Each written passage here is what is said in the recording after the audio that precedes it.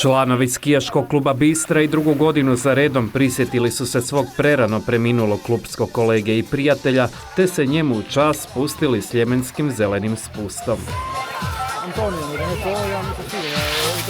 Imamo memorijalnu utrku za Tomislava Pavalić, Tombu, mojeg sina koji je nesretno preminul nakon treninga.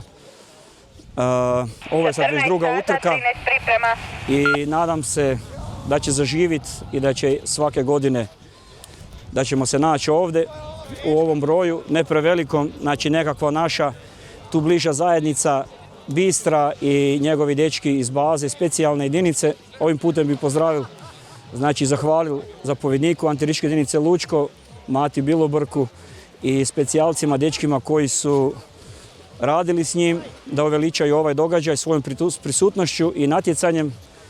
Utrka je humanitarna, sav prihod ide za djecu u Bistri. I to ćemo pokušati dok sam ja živ i dok su ekipa ovdje, da to funkcionira i da ostane sjećanje na jednog dobrog dečka. Organizatori utrku ne žele previše omasoviti kako bi se zadržalo obiteljsko ozračje, a sudionici se natječu u veleslalomu. Veleslalom je neka disciplina koju svi praktički, ko skija, najlakše je naučiti to skijati, natjecati se u veleslalomu. Ima naših članova i članova klubova koji su suorganizatori, znači Ski klub Stars i Hrvatska udruga ljubitelja skijanja HULS. Oni su organizatori, oni su pozvali svoje članove, mi smo pozvali svoje članove i imamo neke sa strane ljudi koji su došli na otvoreno prvenstvo. Znači, mi smo jedini klub na ovoj strani Sljemena, na ovoj strani Medvednice, obuhvaćamo cijeli ovaj kraj, od Zaprešićki prsten, sve okolne općine.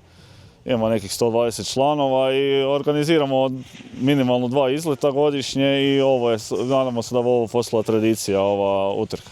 Htjeli smo nekakav obiteljski ambijent na neki način. Imali smo čak mogućnost da to proširimo na nivou cijele Hrvatske, ali jednostavno ja sam bil za to da to bude u ovim manjim nekim okvirima, da to bude tu ljudi bliži i da to bude ono nešto toplo, onak naše zajedničko i nadam se da će to tako zaživjeti, da će to tako i dalje biti. Osim lijepog početka dana u sportsku aktivnost, bila je ovo dobra prilika za prijateljsko druženje, a dodajmo da se utrka boduje i za generali kup Hrvatske rekreativnih skijaša.